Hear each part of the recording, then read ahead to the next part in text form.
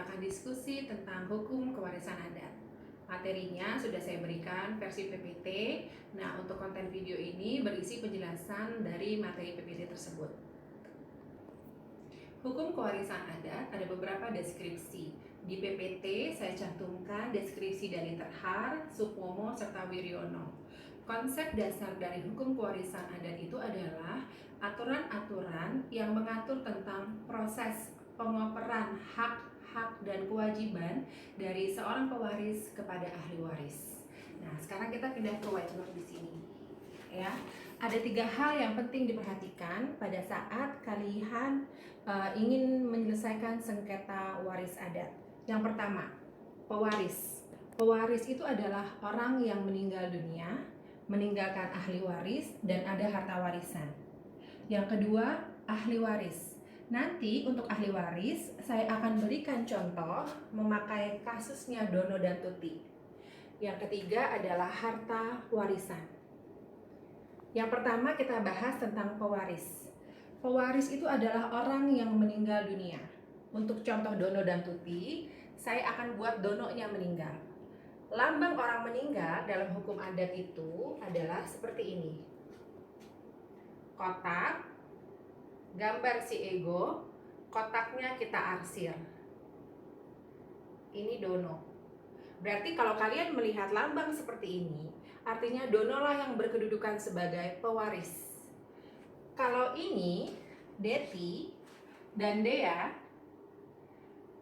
diarsir lambang egonya. Artinya Deti dan Dea sudah meninggal terlebih dahulu daripada Dono. Deti dan Dea bukanlah pewaris yang kita bicarakan dalam kasus Dono dan Tuti. Itu yang pertama. Kedua, jangan salah gambar. Lambang yang garis 2 ini melambangkan garis perkawinan. Artinya Dono dan Tuti karena disambung oleh 2 garis, berarti Dono dan Tuti menikah. Sama seperti ini, sama seperti ini, sama seperti ini.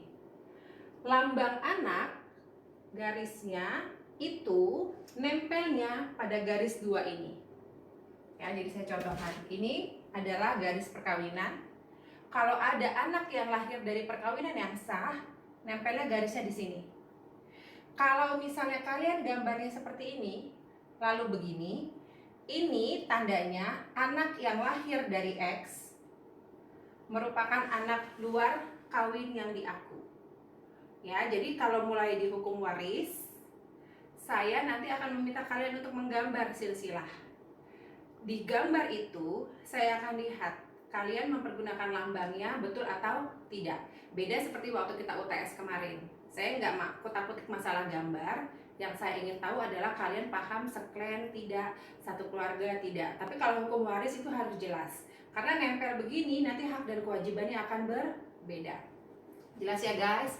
Jawab? Jelas. Oke, sekarang itu bicara tentang lambang. Yang kedua, itu ada juga lambang yang begini. Ini tandanya anak angkat. Ya, jadi garis putus-putus yang menempel pada garis perkawinan itu menandakan adanya anak angkat. Contoh, seandainya Tiara, saya gambar garisnya putus-putus, ya ini putus-putus pokoknya dia. Nah, itu berarti Tiara adalah anak angkat.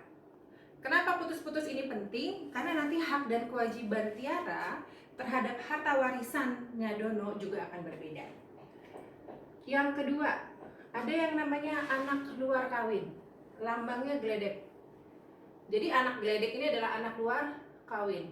Anak luar kawin dari si Dono yang diakui oleh si Dono. Jadi biasanya nanti di soal, kalau misalnya kita mau buat ribet nih dosennya, kami akan cerita tentang bahwa Dono punya anak luar kawin. Berdasarkan penetapan pengadilan negeri, Dono mengakui itu anaknya. Nah, anaknya seperti apa? Gambarnya begini. Ya, ingat, setiap lambang itu ada artinya.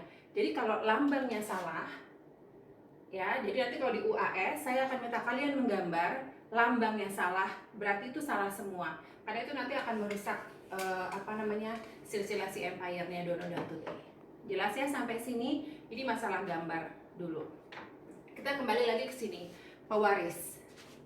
Kenapa pewaris ini penting untuk diperhatikan? Karena dalam masyarakat hukum adat itu ada 3 sistem kekeluargaan. Ya, pewaris dan ahli waris ini sangat berkaitan dengan sistem kekeluargaan. Ada yang patrilineal, ada yang matrilineal, ada yang bilateral. Untuk bilateral, kita mungkin tidak terlalu repot karena sistem kekeluargaan ini menarik garis keturunan dari 2 pihak saja. Tapi yang agak repot itu adalah yang prinsipnya patrilineal dengan matrilineal. Kita harus lihat, waktu kalian UTS, ya di kelas hari Senin kalau nggak salah, itu saya meminta kalian untuk menentukan siapakah yang satu silsilah dengan Dono dan Tuti apabila Dono dan Tuti berasal dari Minangkabau.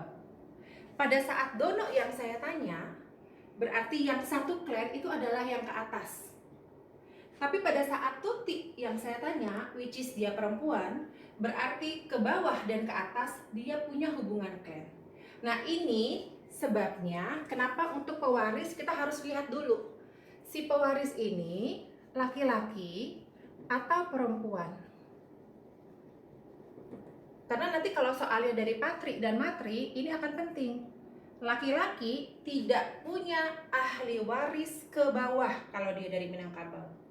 Tapi kalau perempuan dari matrilineal dia punya ahli waris ke bawah maupun ke atas. Jadi kalian lihat dulu nih pertama, kalau lagi baca soal, kalian lihat dari sistem kekeluargaan mana nih orang yang meninggal dunia. Terus yang meninggal ini si pewaris laki-laki atau perempuan. Setelah itu baru kita bisa menentukan mana yang punya hubungan keluarga, mana yang tidak. Mana yang dari hubungan keluarga itu yang satu klan atau tidak. Jadi saya ulang lagi ya, hukum kewarisan adat itu sangat berkaitan erat dengan sistem kekeluargaan. Itu makanya waktu kita belajar tentang si Dono dan Tuti di soal UTS, saya selalu wanti-wanti bahwa kalian harus paham karena enggak nanti ambiar semuanya. Kalian enggak ngerti. Ya, kita balik lagi tadi ke pewaris. Ingat, si pewaris itu harus kita tentukan dari sistem kekeluargaan mana, lalu pewaris itu laki-laki atau perempuan. Setelah itu saya loncatin dulu yang ahli waris. Kita pindah ke harta warisan. Harta warisan itu adalah semua harta baik material maupun imaterial yang ditinggalkan oleh si pewaris. Ya, harta warisan itu adalah harta pribadi pewaris. Ya, ingat lagi ke slide tentang harta di materi hukum keluarga adat. Harta itu ada yang namanya harta pribadi, ada yang namanya harta bersama. Setiap harta yang diperoleh sebelum perkawinan itu adalah harta pribadi atau harta perorangan. Setiap harta yang diperoleh dalam periode perkawinan tapi diperolehnya melalui hibah, warisan atau wasiat itu termasuk ke dalam harta pribadi atau harta perorangan. Kemudian ada juga harta bersama, harta yang diperoleh baik sendiri maupun bersama-sama oleh suami istri selama periode perkawinan. Ingat lagi itu, kalau enggak ambiar lagi ya. Harta warisan itu rumusnya adalah harta pribadi ditambah setengah dari harta bersama. Kenapa setengah harta bersama? Kita pindah dulu ke sini ya. Waktu kita kuliah zaman dahulu kala kan kita sempat kuliah itu ketemu, kita tuh diskusi tentang sistem kekeluargaan. Lalu saya bilang di kelas bahwa hubungan keluarga dalam masyarakat hukum adat itu tidak ditentukan oleh perkawinan, tetapi oleh hubungan darah. Itu sebabnya suami dan istri secara konsepnya hukum adat tidak punya hubungan kekeluargaan. That's why kalau ada soal UTS, kita nggak bawa-bawa Tuti, kita nggak bawa-bawa Dono pada saat kita bilang siapa yang satu klan dengan Tuti, siapa yang satu klan dengan Dono.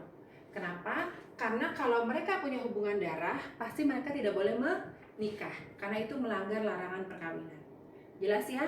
Jadi suami dan istri dalam konsepnya masyarakat hukum adat bukanlah keluarga. Kenapa? Karena hubungan keluarga itu ditentukan berdasarkan hubungan darah, bukan hubungan perkawinan. Itu sebabnya pada saat Dono meninggal, Tuti bukanlah ahli waris. Kenapa begitu? Karena prinsip utama dari hukum waris adat, ya, prinsip umum dalam hukum waris adat itu adalah ahli waris hanyalah orang yang punya hubungan darah. Saya ulang ya, prinsip utama atau namanya kalau secara teknis namanya prinsip umum. Jadi ada dua prinsip dalam hukum waris adat. Ada prinsip umum, ada yang namanya prinsip khusus. Prinsip umum itu menyatakan bahwa ahli waris adalah semua orang yang punya hubungan darah, yang punya hubungan keluarga.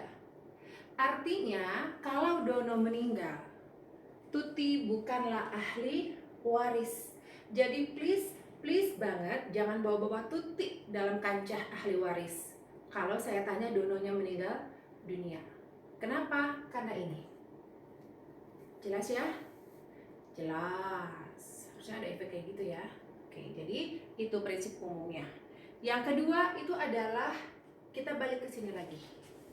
Karena si Tuti bukanlah ahli waris, tetapi Tuti berkontribusi dalam kehidupan Dono karena orang bilang di balik pria yang kuat terdapat perempuan yang kuat juga, yaitu Tuti. Artinya kesuksesan Dono itu terjadi karena ada Tuti. Lantas Tuti harus mendapatkan kompensasi quote on quote berupa setengah harta bersama. Jadi kalau besok ada soal waris adat, total harta bersamanya 100 juta, kalian jangan langsung dibagi kepada ahli waris, tapi bagi dua dulu. Artinya yang haknya ahli waris hanya 50 juta. Pay attention nih guys, kalian kadang-kadang suka salah. Jadi waktu menjumlahkan harta, kalian tambahkan aja langsung. Sok pintar matematika, langsung ditambah harta pribadi plus harta bersama. Kalian lupa prinsip bahwa dalam hukum adat harta bersama harus dibagi dua dulu. Itu ya namanya harta warisan.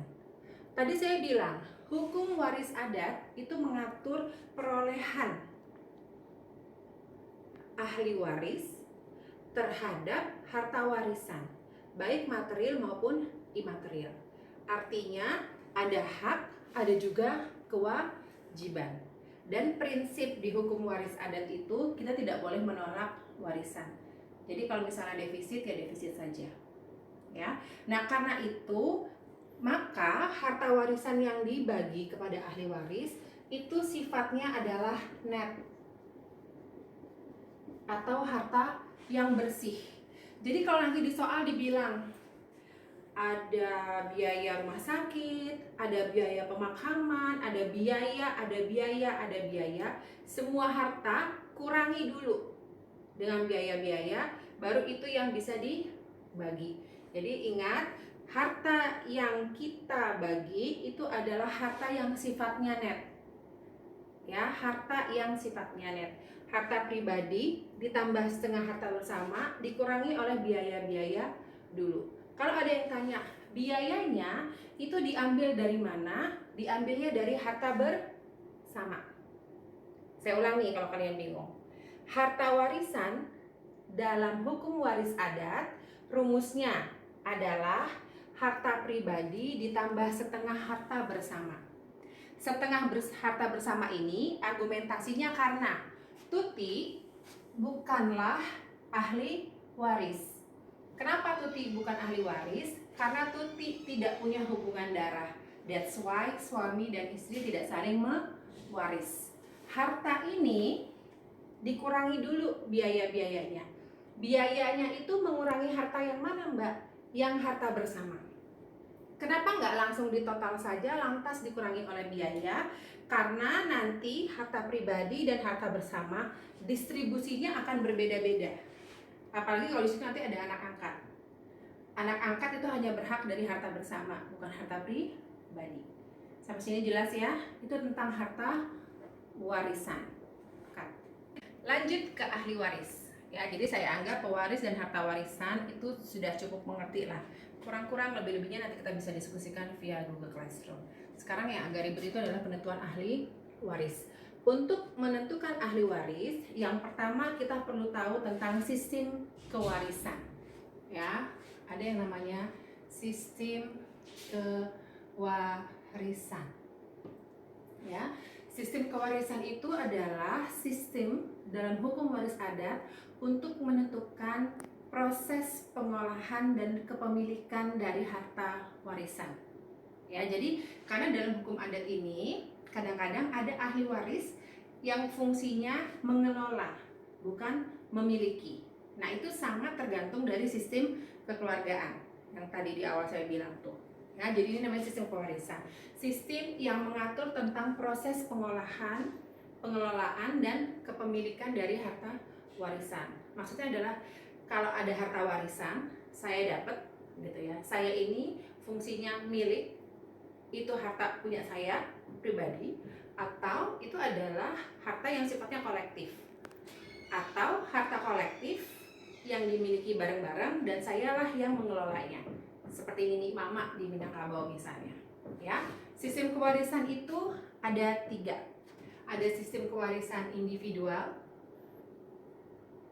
ada yang kolektif, ada yang mayorat. Di beberapa wilayah di Indonesia juga ada yang minorat bahkan ya. Apa itu individual? Individual itu berarti sistem kewarisan yang menyatakan bahwa harta warisan itu akan dimiliki secara individual oleh masing-masing ahli waris. Jadi titelnya itu adalah hak milik. Sistem kewarisan individual itu biasanya dianut oleh masyarakat dengan sistem kekeluargaan bilateral. Artinya kalau orang Jawa hari ini dapat tanah, tanah itu besok langsung bisa dijual. Kenapa? Karena tanah itu dibagi secara individual. Sistem kewarisan kolektif. Sistem kewarisan kolektif itu artinya kepemilikan harta warisan dimiliki secara kolektif atau bersama-sama gitu ya, secara berbarengan oleh para ahli waris. Yang mengelola itu biasanya adalah nini mama waris. Ya, jadi kalau di Minangkabau itu sistem kewarisannya kolektif. Jadi kalau misalnya ada 3 XYZ adalah ahli waris, 3-3-nya ini secara bersama-sama dan berbarengan memiliki sebidang tanah. Jadi nggak langsung dibagi. Ya, jadi dia tidak langsung dibagi. Kalaupun misalnya dibagi seperti ini, kepemilikannya tetap bersama. Artinya kalau X mau jual tanah ini, Y dan Z itu harus tanda tangan. Ya, jadi kalau misalnya di BPN, itu kita ada surat keterangannya tuh. Apakah semua ahli waris menyetujui? Gitu ya, itu namanya kolektif. Nah, kalau mayorat itu bicara tentang pengelolaan harta warisan itu berada pada anak tertua pada saat si pewaris meninggal. Saya ulang ya, sistem kewarisan mayorat itu ada laki-laki atau perempuan.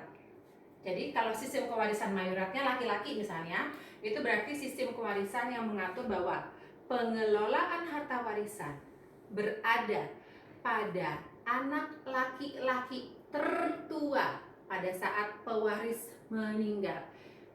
Highlight, tertua ya, bukan sulung. Karena ada situasi di mana si sulung yang sudah meninggal dunia, yang tertua itu adalah anak bungsu. Jadi tolong dibedakan. Mayorat itu berarti tertua pada saat pewaris meninggal. Minorat itu berarti termuda pada saat pewaris meninggal. Gitu ya. Bali itu ada beberapa daerah yang mayorat laki-laki, ada beberapa daerah yang minorat laki-laki. Jadi kalau minorat itu berarti anak yang termuda pada saat pewaris meninggal. Kalau misalnya mayorat itu berarti adalah anak tertua pada saat pewaris meninggal. Ini bicara sistem kewarisan.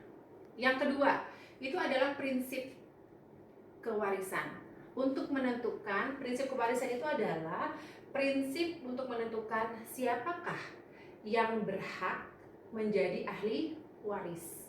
Ingat ya, ahli waris belum tentu menerima harta warisan. Gitu. Nanti karena ada proses eliminasi. Yang pertama, eliminasinya itu adalah melalui prinsip kewarisan. Prinsip umum tadi sudah kita jelaskan. Prinsip umum itu menyatakan bahwa ahli waris itu adalah orang-orang yang punya hubungan darah.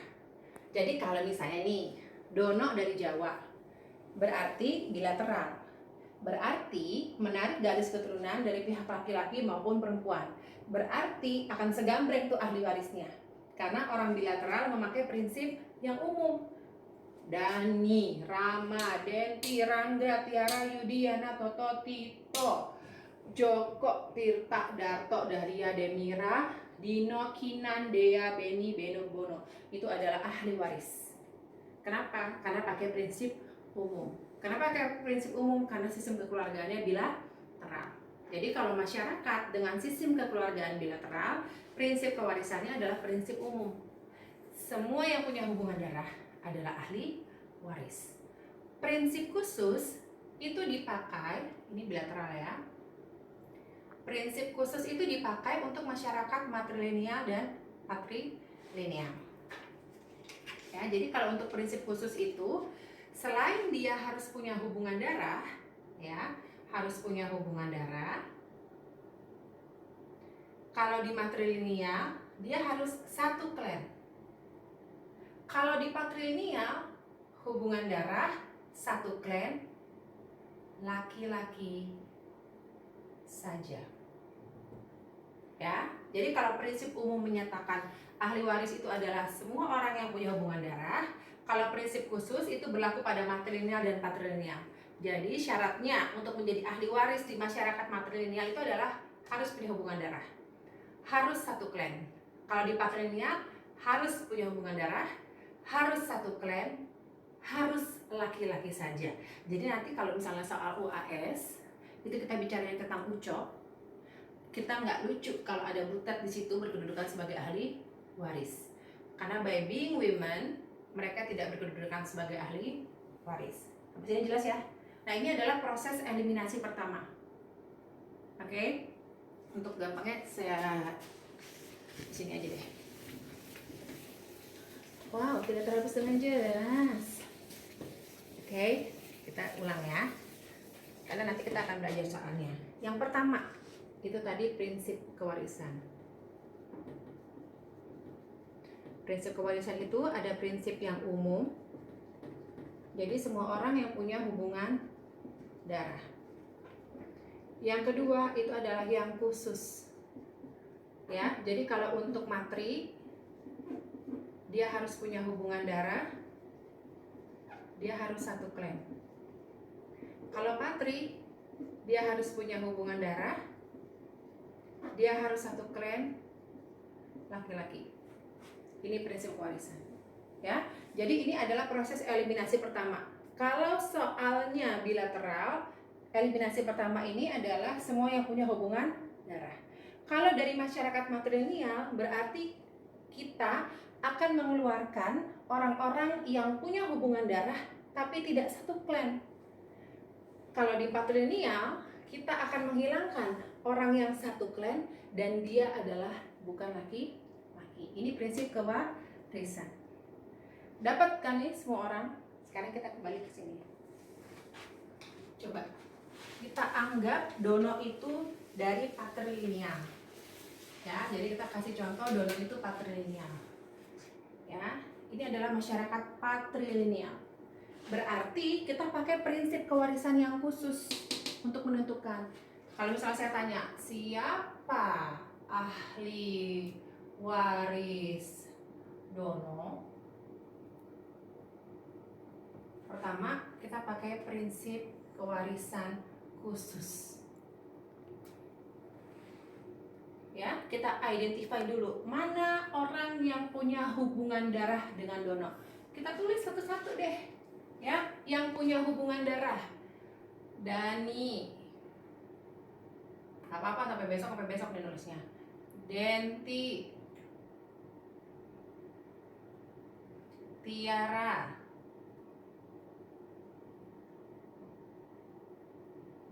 Deti.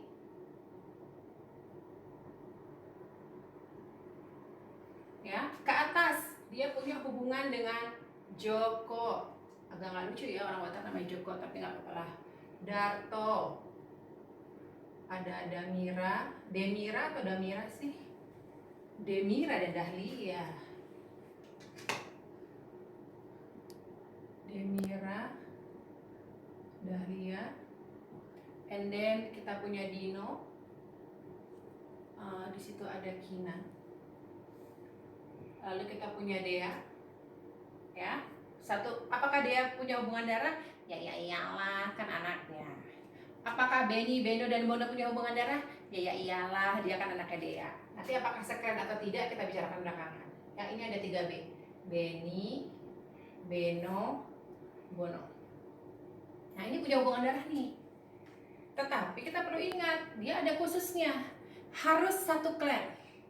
Satu klan itu berarti anggota keluarga yang narik garis keturunannya dari laki-laki, karena kan patrilineal. Sekarang kita eliminasi mana yang tidak satu klan. Dani, Rama, satu klan enggak? Iya. Denti, satu klan enggak? Iya. Rangga, satu klan enggak? Tidak. Tiara, satu klan enggak? Iya. Yudi dan Yana, satu klan? Tidak. Deti, satu klan kah? Iya. Toto dan Tito, satu klan? Tidak. Kenapa anak-anaknya Denti, Tiara, dan Deti tidak satu klan? Karena anak-anaknya Denti, Tiara, dan Deti akan menarik garis keturunan dari si bapak. Tapi kalau anaknya Dani, karena Dani laki-laki, dia menarik garis keturunannya dari Dani. Belakang, Joko, satu klan nggak? Ya iyalah. Darto, satu klan nggak? Iya. Demira dan Dahlia, satu klan kah? Iya. Tapi kan dia perempuan, Bu. Tapi dia satu klan, karena Demira dan Dahlia menarik garis keturunan dari seorang laki-laki. Kinan dan Dino, satu klan nggak? Iya. Dea, satu klan nggak? Iya. Beni, Beno, dan Bono, satu klan nggak? Enggak, karena menarik garis keturunan dari suaminya si Dea. Ingat ya, pada saat kita bicara satu klan, kita tidak membedakan dia laki-laki atau perempuan.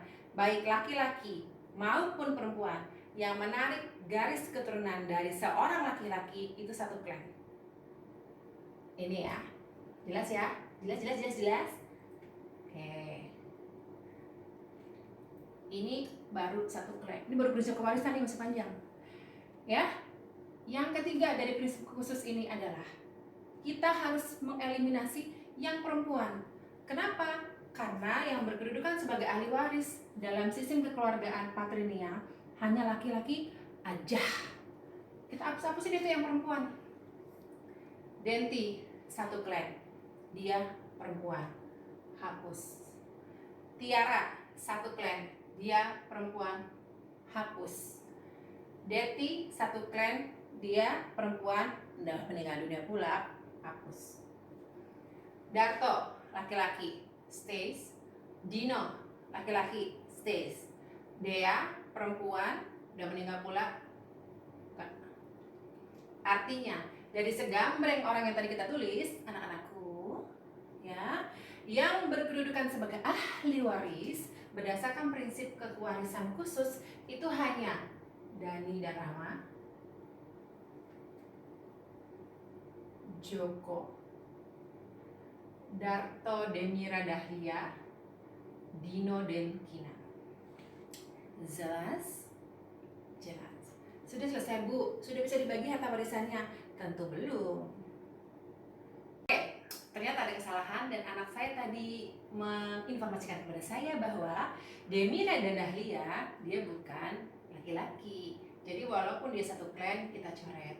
Maaf ya, namanya juga anak orang tua ya. Ya oke ya. Jadi yang berkedudukan sebagai ahli waris itu adalah Dani, Rama, Joyce. Sekarang kita ke eliminasi kedua. Kalau tadi kita sudah bisa menentukan siapa ahli warisnya Dono berdasarkan prinsip kewarisan khusus. Kenapa Dono pakai prinsip kewarisan khusus? Karena Dono berasal dari masyarakat dengan sistem kekeluargaan patrilineal. Akhirnya dari semua anggota keluarga Dono yang punya hubungan darah, yang punya satu klan dan hanya laki-laki saja, yaitu Dani dan Rama, Joko, Darto, Dino, dan Kinan. Setelah dari prinsip kewarisan khusus, kita akan masukkan si orang-orang itu ke dalam garis hukum keutamaan. Apa itu garis hukum keutamaan, Mbak? Garis hukum keutamaan itu adalah garis hukum untuk menentukan mana orang-orang yang berkedudukan sebagai ahli waris yang diutamakan untuk menerima harta warisan. Karena tadi di muka sudah saya nyatakan bahwa tidak semua ahli waris di ujungnya akan menerima harta warisan. Kita masukkan yang pertama. Garis hukum pertama itu adalah keturunan pewaris.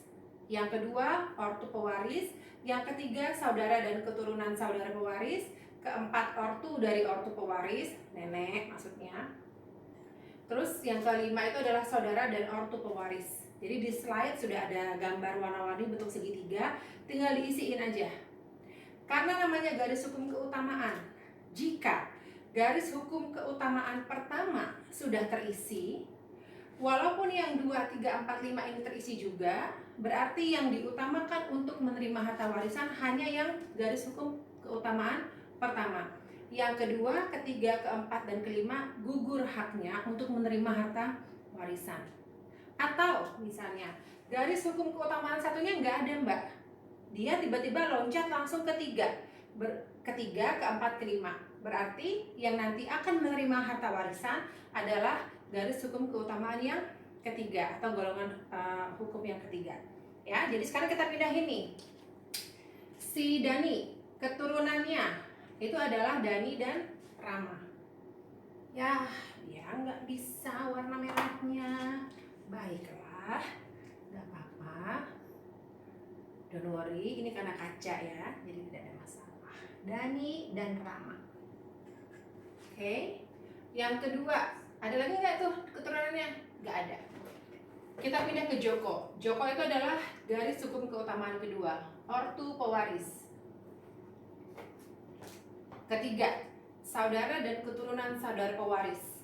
Berarti dia ada Darto, ada Dino, ada Kinan. Apakah ada ortu dari ortu pewaris? Ada saudara dari saudara pewaris? Nggak ada. Itu dia kosong. Nah, berdasarkan garis hukum keutamaan ini, berarti anggota keluarga yang berkedudukan sebagai ahli waris dan akan diutamakan untuk menerima harta warisan itu adalah Dani dan Rama. Jelas sampai situ? Jelas ya? Dani dan Rama.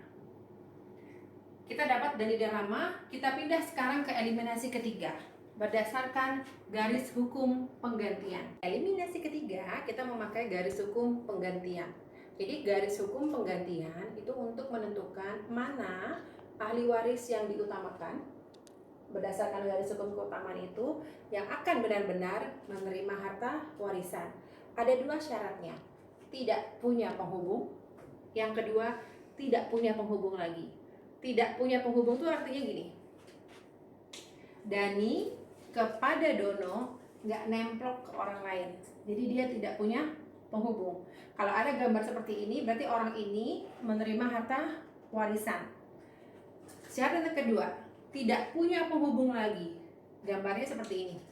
Toto dan Tito untuk ke Dono nemplok ke Deti.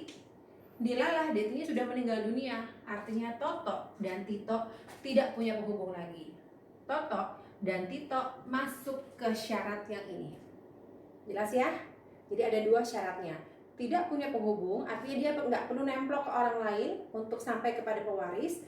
Tidak punya penghubung lagi, artinya si ahli waris ini tadinya nemplok ke orang lain, tapi karena orang lain ini sudah meninggal lebih dulu daripada pewaris, artinya dia tidak punya penghubung lagi. Kita balik ke sini. Dani dan Rama. Kita harus cek Dani, apakah Dani memenuhi syarat garis hukum penggantian? Tentu iya, karena Dani tidak punya penghubung. Cek, dia akan menerima harta warisan. Rama, anaknya Dani. Apakah dia memenuhi persyaratan garis hukum penggantian? Tentu tidak, karena Rama untuk sampai ke Dono masih ada Dani. It means, berdasarkan penjelasan ini, kalau pertanyaannya siapakah ahli waris yang akan menerima warisan Dono, jawabannya adalah Dani. Kan tadi Dono dari patrilineal tuh. Sekarang kita mau bahas jika Dono itu dari matrilineal, misalnya Minangkabau. Pakai juga cara yang sama kayak tadi kita menyelesaikan kasusnya Dono kalau dia dari patrilineal. Pertama, matrilineal itu kan pakai prinsip kewarisan khusus. Ini kenapa tadi saya hapus ya? Harusnya nggak usah dihapus ya. Oke deh, baiklah. Jadi kita tulis lagi dong nih dari ulang ya guys. Ya udah deh, nggak apa-apa. Ya kita cari seluruh anggotanya Dono yang punya hubungan darah dengan Dono. Kita tulis dulu. Dani, Rama, oke, Denti, Rangga, Tiara, Yudiana. Mohon bersabar ya saudara-saudara. Deti, Toto, Tito. Kemudian yang punya hubungan darah dengan Dono itu adalah Darto, ibunya Tiara. Lalu Darto, Dahlia, dan Demira. And then Dino, ada Kinan. Kemudian ada Dea dengan 3B. Kan ya?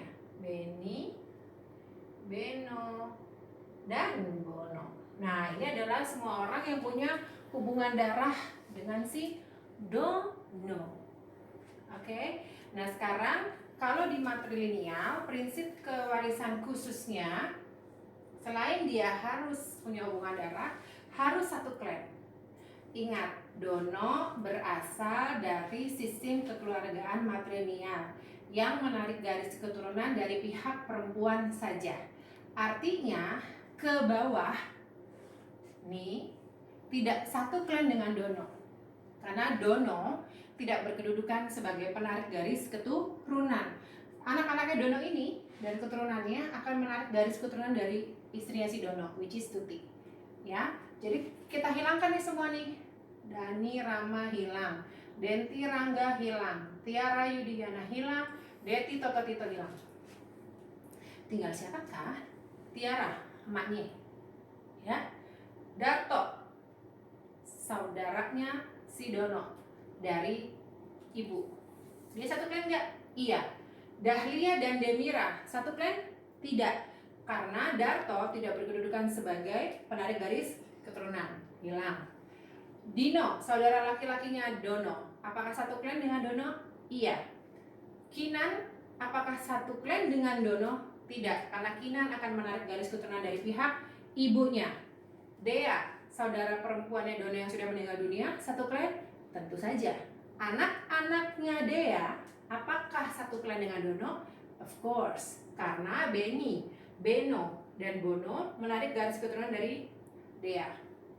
Oke, berarti berdasarkan prinsip kewarisan khusus, kita dapat ahli warisnya si Dono adalah Tiara, Darto, Dino, Beni, Beno, Bono. Sampai sini jelas?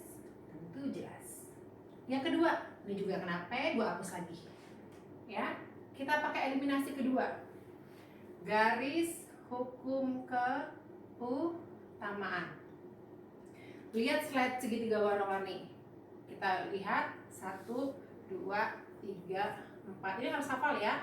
Yang pertama itu adalah keturunan pewaris, yang kedua itu adalah saudara dan keturunan saudara pewaris, yang ketiga ortu dari pewaris, yang keempat itu adalah saudara dari ortunya pewaris beserta keturunannya, yang kelima itu adalah saudara dari ortunya pewaris. Begitu ya. mudah-mudahan muncul ya. Baiklah. Sekarang kita masuk ini. Si ahli waris yang di sini ke dalam garis hukum keutamaannya masing-masing. Keturunan pewaris, adakah? Tidak. Orang tua pewaris, adakah? Ada. Tiara. Saudara dan keturunan saudara, adakah? Ada. Darto, Dino, Dea. Ini kalau saya nulis begini berarti udah meninggal dunia ya. Beni, Beno, Bon. Keempat lima ada? Nggak ada. Berarti siapa yang diutamakan sebagai penerima warisan? Tiara aja. Kalau begini Bu, apakah kita perlu pakai ini garis hukum penggantian? Ya, tentu tidak, karena Tiara sudah pasti memenuhi syarat yang tidak punya penghubung. Jadi ahli warisnya Dono yang akan menerima warisan Dono apabila si Dono berasal dari masyarakat dengan sistem kekeluargaan matrilineal adalah Tiara. Setelah tadi kita berhasil menentukan siapa ahli waris pewaris, sekarang kita lanjut untuk mengidentifikasi harta warisan. Harta warisan tadi seperti diskusi kita di awal, rumusnya adalah harta pribadi ditambah setengah harta bersama dikurangi biaya-biaya. Jadi harta yang dibagi itu adalah harta yang sifatnya net atau bersih. Jadi kalau nanti di soal ada biaya pemakaman, ada biaya rumah sakit, kalian keluarkan dulu tuh biaya-biayanya sebagai pengurang dari jumlah harta warisan. Yang kedua kalian perlu perhatikan adalah setengah harta bersama. Kenapa setengah harta bersama? Karena yang setengah ini adalah untuk duda dan atau jandanya. Kenapa begitu? Argumentasi pertama, suami dan istri dalam hukum adat itu tidak saling mewaris. Kenapa mereka tidak saling mewaris ya? Padahal kan mereka menikah.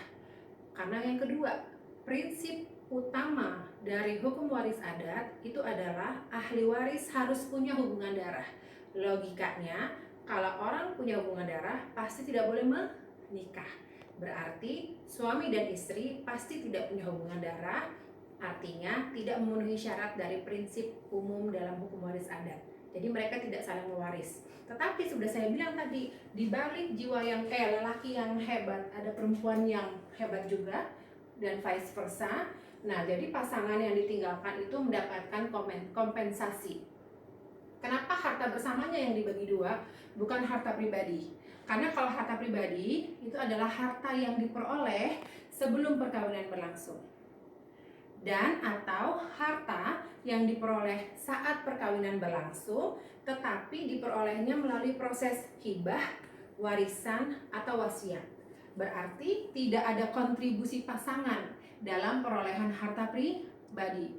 Kalau harta bersama itu kan harta yang diperoleh baik sendiri dan atau bersama-sama oleh suami istri dalam periode perkawinan. Jadi ada kontribusi pasangan. Makanya yang dibagi dua itu adalah setengah dari harta bersama. Jadi ingat-ingat ya guys, nanti kalau misalnya sudah bisa mengidentifikasi harta, kalian jangan langsung dak-dikduk harta bersama itu dibagi kepada ahli waris. Ingat dulu, setengahnya harus dikeluarkan, setengahnya lagi itulah baru harta warisan dari pewaris yang menjadi hak ahli waris. Itu ya, yang pertama. Nanti kalau misalnya saya sudah berikan contoh, biasanya kalian akan lebih tidak mengerti lagi. Ya. Yang kedua yang kalian perlu perhatikan selain rumus ini adalah kalau nanti ada anak angkat, ya tadi di awal saya sudah bilang anak angkat itu lambangnya adalah garis yang putus-putus. Ya. Anak angkat itu hanya berhak dari harta bersama. Jadi caranya gini, kalau kalian nanti ada soal gitu ya, terus ada harta itu jangan langsung dibagi-bagi dulu, jangan langsung kalian bagi, tapi kalian harus masukkan ke dalam posnya masing-masing. Mana yang harta pribadi, mana yang harta bersama. Misalnya harta pribadi itu 1, 2, 3, 4. Lalu harta bersama itu 5, 6, 7, 8. Ini di jumlah lalu dibagi 2. Yang sisanya baru dibagi kepada ahli waris. Nah, harta pribadi juga gitu, dijumlah. Nanti kalau ada anak angkat itu hanya akan mendapatkan harta bersama. kalau misalnya anak kandung dan atau anak sah itu berhak atas harta pribadi dan harta bersama. Gitu. Tadi ada anak luar kawin. Yang gambarnya geledek tuh, ya. Pada saat gambarnya begini, dia nemplok pada garis perkawinan. It means si X adalah anak luar kawin, tetapi diakui oleh bapaknya. Dia berkedudukan selayaknya anak sah. Dia punya hak atas harta pribadi dan harta bersama. Saya kasih contoh nih. Ya. Misalnya X, misalnya jangan X lagi deh, jelek banget, apa ya? B deh. Jangan deh. Z. Z itu punya 5 ahli waris. Ya, jadi yang sudah menerima harta waris itu 5. Yang 4 itu adalah anak sah atau kandung dan atau kandung. Yang 1 itu anak angkat. Contoh, gitu ya. Harta pribadinya, ya, itu misalnya jumlahnya 500 juta. Harta bersama setelah dibagi 2, jumlahnya itu misalnya, jelek-jelek, ini 400 aja. Iya deh 400. Ini yang 500 biar gampang. Ya, jadi dia punya 5 ahli waris, yang 4 anak sah, yang 1 anak angkat. Oke. Harta pribadinya itu ada 400 juta. Harta bersamanya setelah dibagi setengah sisa 500 juta. Bagaimana cara membaginya? Harta pribadi itu adalah hak dari semua ahli waris kecuali anak angkat. Berarti pembaginya adalah 4. Jadi masing-masing anak kandungnya akan menerima 100 juta. Kalau harta bersama itu adalah hak semua ahli waris tanpa membedakan. Nah, anak angkat masuknya kemana? Di sini. Berarti dia pembaginya adalah 5. Berarti masing-masing akan mendapatkan 100 juta. Jadi kalau di total 4 anak sah itu akan mendapatkan masing-masing 200 juta. Ya, 1 anak angkat akan mendapatkan 100 juta. Cara menghitungnya untuk tahu ini benar atau tidak adalah ini semua kalau jumlahnya harus 900 juta. Gitu ya. Ini kan 4 kali 2 800 tambah 100 900. Jumlah hartanya. Ya, ini yang tadi saya bilang, kalau untuk menghitung harta warisan tidak boleh langsung harta pribadi ditambah harta bersama bagi ahli waris, nggak bisa. Karena harta pribadi itu hanya dihaki oleh anak sah atau anak kandung. Kalau misalnya harta bersama itu semua ahli waris, termasuk anak angkat. Kenapa anak angkat nggak berhak atas harta pribadi? Kenapa begitu ya? Karena proses pengangkatan anak angkat itu biasanya dilakukan pada saat seseorang sudah terikat perkawinan. Gitu. Jadi syarat yang umum untuk mengangkat anak itu adalah sudah terikat perkawinan. Jadi logika umum itu yang dipakai. Artinya karena dia diangkatnya pada saat perkawinan terjadi, dia hanya berhak atas harta bersama. Ingat nih, jadi harta pribadinya kita keluarin dulu, harta bersamanya kita keluarin dulu. Ini kalau ada anak angkat dan anak luar kawin. Gimana kalau kawinnya lebih dari 1? Kan rempong tuh.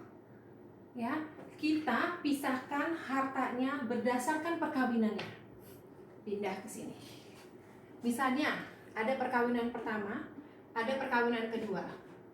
Masing-masing perkawinan itu kita identifikasi harta pribadinya berapa, harta bersamanya berapa. Harta pribadinya berapa dari perkawinan kedua, harta bersamanya berapa. Harta-harta ini akan menjadi hak dari ahli waris yang berasal dari perkawinan pertama. Contoh, kalau tadi digambar itu kan Dono dan Tuti anggap aja itu perkawinan pertama. Misalnya kita ceritain Dono nikah lagi nih sama Mulan. Jangan ya, nanti saya dibilang itu Jamil lah. Sama aja ya. Sandy. Ya, misalnya Dono nikah sama Sandy. Lalu si Dono, nih ya, misalnya si Dono nih, dia nikah lagi nih. Di perkawinan pertama kan sudah sama si Tuti. Terus kedua dia sama si Sandy nih. Sama si Sandy dia punya anak 3 gitu misalnya ya. Nah ini ahli waris semua, ABC.